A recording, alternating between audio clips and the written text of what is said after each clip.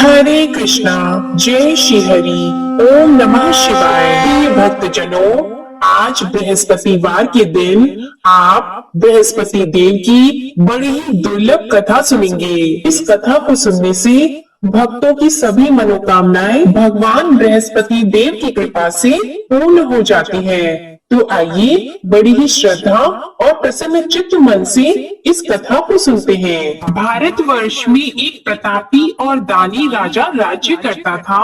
वह नित्य गरीबों और ब्राह्मणों की सहायता करता था। यह बात उसकी रानी को अच्छी नहीं लगती थी। वह न ही गरीबों को दान देती, न ही भगवान का पूजन करती थी और राजा को भी दान देने से मना किया करती थी। एक दिन राजा शिकार खेलने वन को गए हुए थे, तो रानी महल में अकेली थी। उसी समय बृहस्पति देव साधु वेश में राजा के महल में भिक्षा लेने के लिए गए और भिक्षा मांगी, तो रानी ने भिक्षा देने से इनकार कर दिया और कहा, हे साधु महाराज, मैं तो दान पुण्य से तंग आ गई हूँ। मेरा पति सारा धन लुटाते रहते हैं। मेरी इच्छा है कि हमारा धन नष्ट हो जाए, फिर न रहेगा बांस, न बजेगी बांसुरी।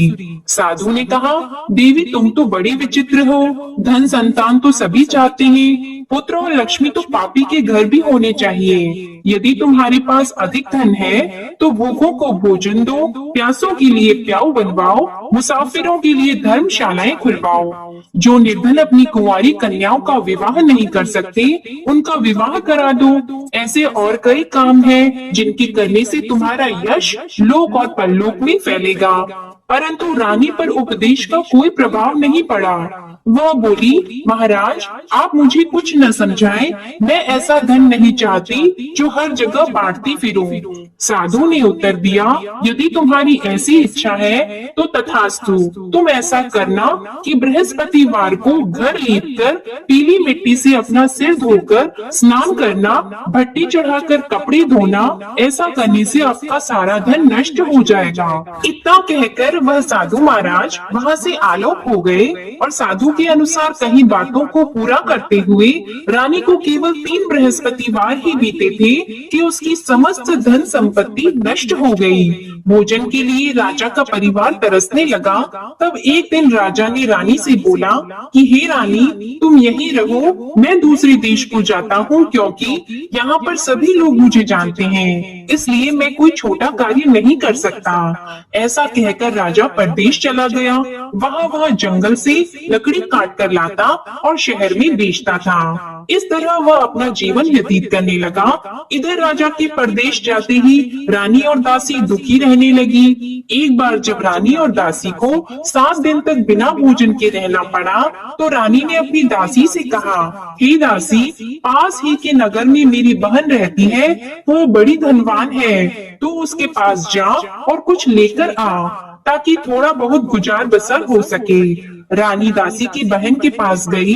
उस दिन गुरुवार था और रानी की बहन उस समय बृहस्पतिवार व्रत की कथा सुन रही थी। दासी ने रानी की बहन को अपनी रानी का संदेश दिया, लेकिन रानी की बड़ी बहन ने कोई उत्तर नहीं दिया। जब दासी को रानी की बहन से कोई उत्तर नहीं मिला, तो वह बहुत दुखी हुई और उसे क्रोध भी आया। दासी ने वापस आकर रानी को सारी बात बता दी। सुनकर रानी ने अपने भाग्य को कोसा। उधर रानी की बहन ने सोचा कि मेरी बहन की दासी आई थी, परंतु मैं उससे नहीं बोली, इससे वह बहुत दुखी हुई होगी। कथा सुनकर और पूजन समाप्त करके वह अपनी बहन के घर आई और कहने लगी, हे बहन, मैं बृहस्पतिवार का व्रत कर रही थी, तुम्हारी दासी मेरे घर आई थी, परंतु जब तक कथा होती है तब तक न तो उठते हैं और नहीं बोलते हैं, इसलिए मैं नहीं बोली। कहो दासी क्यों गई थी? रानी बोली, बहन तुमसे क्या छिपाऊं, हमारे घर में खाने तक को अनाज नहीं था। ऐसा कहते कहते रानी की आंखें भर आई। उसने दासी समेत पिछले 7 दिनों से भूखे रहने तक की बात अपनी बहन को विस्तार पूर्वक सुना दी।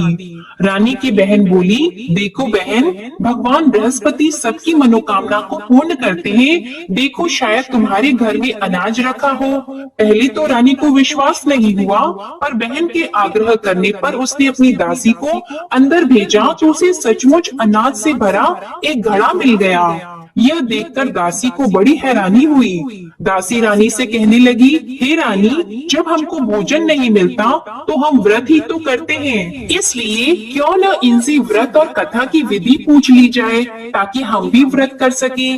तब रानी ने अपनी बहन से बृहस्पतिवार व्रत के बारे में पूछा। उसकी बहन ने बताया, बृहस्पतिवार के व्रत में चने की दाल और मुनक्का से विष्णु भगवान का केले की जड़ में पूजन करें तथा दीपक जलाएं, व्रत कथा सुने और पीला भोजन ही करें। इससे बृहस्पति देव प्रसन्न होते हैं। और व्रत और पूजन विधि बताकर रानी की बहन अपने घर को लौट गई। 7 दिन के बाद जब गुरुवार आया तो रानी और दासी ने व्रत रखा। घुड़साल में जाकर चना और गुड़ लेकर आई, फिर उससे केले की जड़ तथा विष्णु भगवान का पूजन किया। अब पीला भोजन कहाँ से आए, इस बात को लेकर दोनों बहुत दुखी थी। क्योंकि उन्होंने व्रत रखा था, इसलिए बृहस्पति देव उनसे प्रसन्न थे। इसलिए वे एक साधारण व्यक्ति का रूप धारण करके 2 थालों में सुंदर पीला भोजन दासी को दे गए। भोजन पाकर दासी बहुत प्रसन्न हुई और फिर रानी के साथ मिलकर भोजन ग्रहण किया। उसके बाद वे सभी गुरुवार को व्रत और पूजन करने लगी। बृहस्पति भगवान की कृपा से उनके पास फिर से धन संपत्ति आ गई, परंतु रानी फिर से पहले की तरह आलस्य करने लगी। तब दासी बोली, देखो रानी, तुम पहले भी इस प्रकार आलस्य करती थी, तुम्हें धन रखने में कष्ट होता था, इस कारण सभी धन नष्ट हो गया, और अब जब भगवान बृहस्पति की कृपा से धन मिला है तो तुम्हें फिर से आलस्य होता है। रानी को समझाते हुए दासी कहती है कि बड़ी मुसीबतों के बाद हमने यह धन पाया है, इसलिए हमें दान पुण्य करना चाहिए, भूखे मनुष्यों को भोजन कराना चाहिए और धन को शुभ कार्यों में खर्च करना चाहिए, जिससे तुम्हारे कुल का यश बढ़ेगा, स्वर्ग की प्राप्ति होगी और पितृ प्रसन्न होंगे। दासी की बात मानकर रानी अपना धन शुभ कार्यों में खर्च करने लगी, जिससे पूरे नगर में उसका यश फैलने लगा। उधर एक दिन राजा दुखी होकर जंगल में एक पेड़ के नीचे आसन जमाकर बैठ गया। वह अपनी दशा को याद करके व्याकुल होने लगा। बृहस्पतिवार का दिन था। एकाएक उसने देखा कि निर्जन वन में एक साधु प्रकट हुए। वह साधु वेश में स्वयं बृहस्पति देवता थे। लकड़हारे के सामने आकर बोले, हे लकड़हारे, इस सुनसान जंगल में तू इतना चिंता मग्न क्यों बैठा है? लकड़हारे ने दोनों हाथ जोड़कर प्रणाम किया और उत्तर दिया, महात्मा जी, आप सब कुछ जानते हैं, मैं क्या कहूँ? यह कहकर रोने लगा और साधु को अपनी आत्म कथा सुनाई। महात्मा जी ने कहा, तुम्हारी स्त्री ने बृहस्पतिवार के दिन बृहस्पति भगवान का निरादर किया है, जिसके कारण रुष्ट होकर उन्होंने तुम्हारी यह दशा कर दी। अब तुम चिंता को दूर करके मेरे कहने पर चलो तो तुम्हारे सब कष्ट दूर हो जाएंगे और भगवान पहले से भी अधिक संपत्ति देंगे। तुम बृहस्पति के दिन कथा किया करो, 2 पैसे के चने मुनक्का लाकर उसका प्रसाद बनाओ और शुद्ध जल से लोटे में शक्कर मिलाकर अमृत तैयार करो। कथा के पश्चात अपने सारे परिवार और सुनने वाले प्रेमियों में अमृत व प्रसाद को बांटकर खुद भी ग्रहण करो। ऐसा करने से भगवान तुम्हारी सब मनोकामनाएं पूरी करेंगे। साधु के ऐसे वचन सुनकर लकड़हारा बोला, हे प्रभु, मुझे लकड़ी बेचकर इतना पैसा नहीं मिलता जिससे भोजन के उपरांत कुछ बचा सकूं। मैंने रात्रि में अपनी स्त्री को व्याकुल देखा है, मेरे पास कुछ भी नहीं जिससे मैं उसकी खबर मंगा सकूं। साधु ने कहा, हे लकड़हारे, तुम किसी बात की चिंता मत करो। बृहस्पतिवार के दिन तुम रोजाना की तरह लकड़ियां लेकर शहर को जाओ। तुमको रोज से दुगना धन प्राप्त होगा, जिससे तुम भली भांति भोजन कर लोगे और बृहस्पति देव की पूजा का सामान भी आ जाएगा। इतना कहकर साधु अंदर ध्यान हो गए। धीरे धीरे समय व्यतीत होने पर फिर वही बृहस्पतिवार का दिन आया। लकड़हारा जंगल से लकड़ी काटकर किसी शहर में बेचने गया। उसे उस दिन और दिन से अधिक पैसा मिला। राजा ने चना गुड़ आदि लाकर गुरुवार का व्रत किया। उस दिन से उसके सभी क्लेश दूर हो गए। परंतु जब दोबारा गुरुवार का दिन आया तो बृहस्पतिवार का व्रत करना भूल गया। इस कारण बृहस्पति भगवान नाराज हो गए। उस दिन उस नगर के राजा ने विशाल यज्ञ का आयोजन किया था तथा शहर में ये घोषणा करा दी कि कोई भी मनुष्य अपने घर में भोजन न बनवाए, न आग जलाए। समस्त जनता मेरे यहाँ भोजन करने आए। इस आज्ञा को जो न मानेगा उसे फांसी की सजा दी जाएगी। इस तरह की घोषणा संपूर्ण नगर में करवा दी गई। राजा की आज्ञा के अनुसार शहर के सभी लोग भोजन करने गए, लेकिन लकड़हारा कुछ देर से पहुंचा। इसलिए राजा उसको अपने साथ घर लेके गए और ले जाकर भोजन करा रहे थे तो रानी की दृष्टि उस खूंटी पर पड़ी जिस पर उसका हार लटका हुआ था। वह वहाँ पर दिखाई नहीं दिया। रानी ने निश्चय किया कि मेरा हार इस मनुष्य ने चुरा लिया है। उसी समय सिपाहियों को बुलाकर उसको कारागार में डलवा दिया। जब लकड़हारा कारागार में पड़ गया और बहुत दुखी होकर विचार करने लगा कि न जाने कौन से पूर्व जन्म के कर्म से मुझे यह दुख प्राप्त हुआ है, और उसी साधु को याद करने लगा जो कि जंगल में मिला था। उसी समय तत्काल बृहस्पति देव साधु के रूप में प्रकट हुए और उसकी दशा को देखकर कहने लगे, अरे मूर्ख, तूने बृहस्पति देव की कथा नहीं करी, इस कारण तुझे दुख प्राप्त हुआ है। अब चिंता मत कर, बृहस्पतिवार के दिन कारागार के दरवाजे पर 4 पैसे पड़े मिलेंगे, उनसे तू बृहस्पति देव की पूजा करना, तेरे सभी कष्ट दूर हो जाएंगे। बृहस्पतिवार के दिन उसे 4 पैसे मिले। लकड़हारे ने कथा कही। उसी रात्रि को बृहस्पति देव ने उस नगर के राजा को स्वप्न में कहा, हे राजा, तुमने जिस आदमी को कारागार में बंद कर दिया है वह निर्दोष है, वह राजा है, उसे छोड़ देना। रानी का हार उसी खूंटी पर लटका है, अगर तू ऐसा नहीं करेगा तो मैं तेरे राज्य को नष्ट कर दूंगा। इस तरह रात्रि के स्वप्न को देखकर राजा प्रातः काल उठा और खूंटी पर हार देखकर लकड़हारे को बुलाकर क्षमा मांगी और लकड़हारे को योग्य सुंदर वस्त्र आभूषण देकर विदा कर दिया। बृहस्पति देव की आज्ञा के अनुसार लकड़हारा अपने नगर को चल दिया। राजा जब अपने नगर के निकट पहुंचा तो उसे बड़ा आश्चर्य हुआ।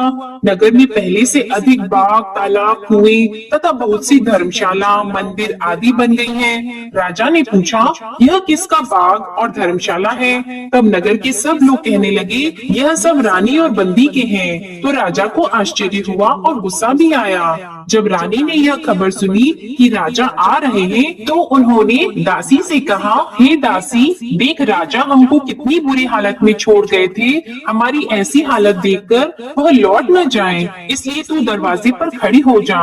आज्ञा के अनुसार दासी दरवाजे पर खड़ी हो गई। राजा आए तो उन्हें अपने साथ लेकर आई। तब राजा ने क्रोध करके अपनी रानी से पूछा कि यह धन तुम्हें कैसे प्राप्त हुआ है? तब उन्होंने कहा, हमें यह सब धन बृहस्पति देव के इस व्रत के प्रभाव से प्राप्त हुआ है। राजा ने निश्चय किया कि 7 रोज बाद तो सभी बृहस्पति देव का पूजन करते हैं, परंतु मैं प्रतिदिन दिन में 3 बार कहानी और रोज व्रत किया करूंगा।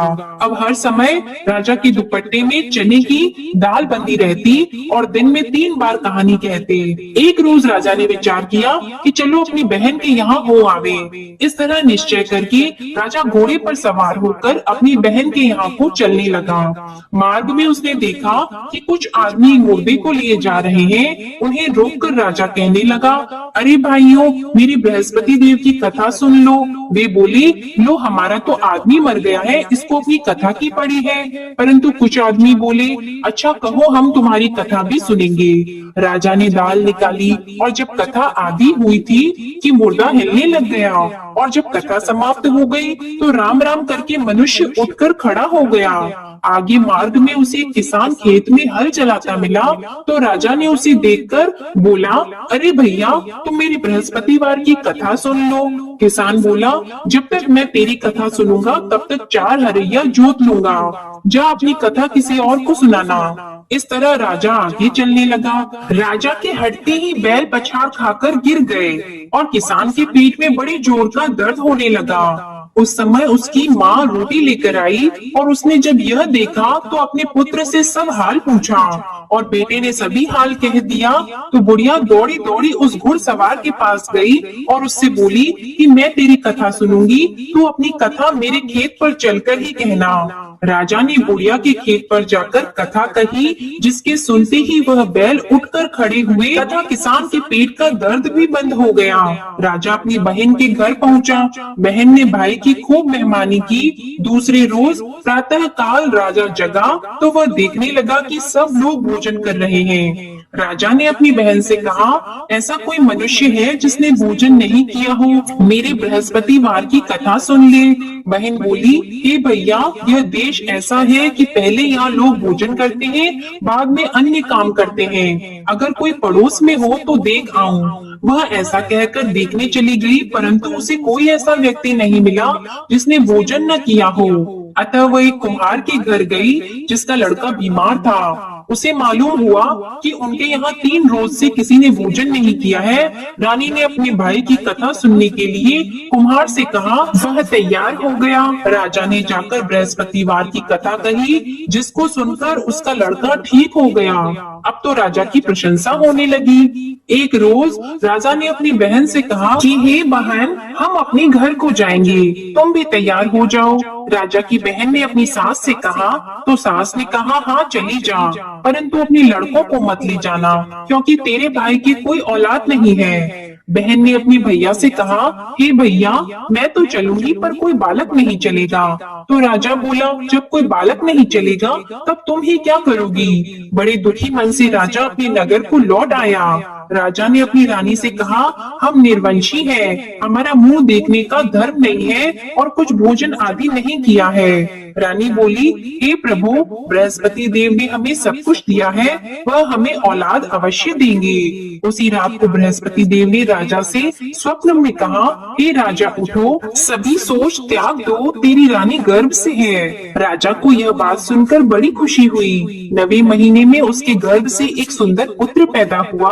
तब राजा बोला, हे रानी, स्त्री बिना भोजन के रह सकती है पर बिना कहे नहीं रह सकती। जब मेरी बहन आएगी तुम उससे कुछ मत कहना। रानी ने सुनकर हाँ कर दिया।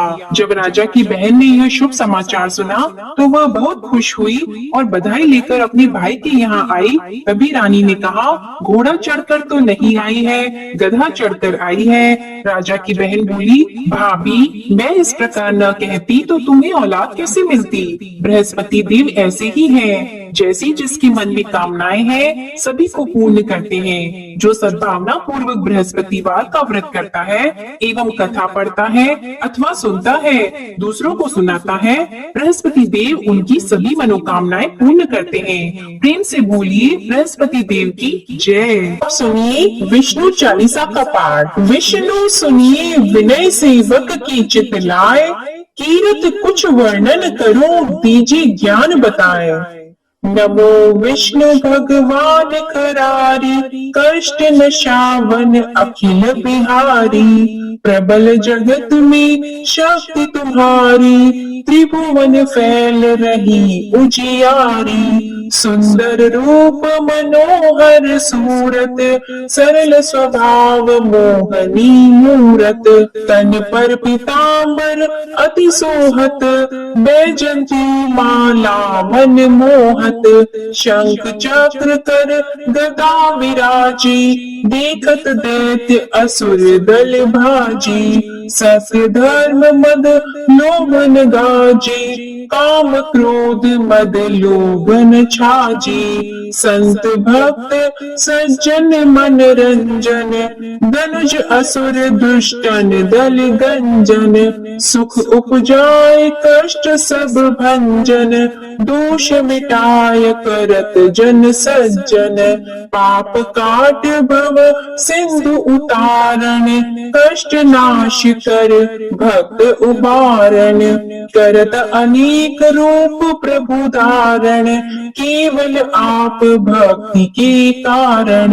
धरणि धेनु बन तुम ही पुकारा, तब तुम रूप राम का धारा।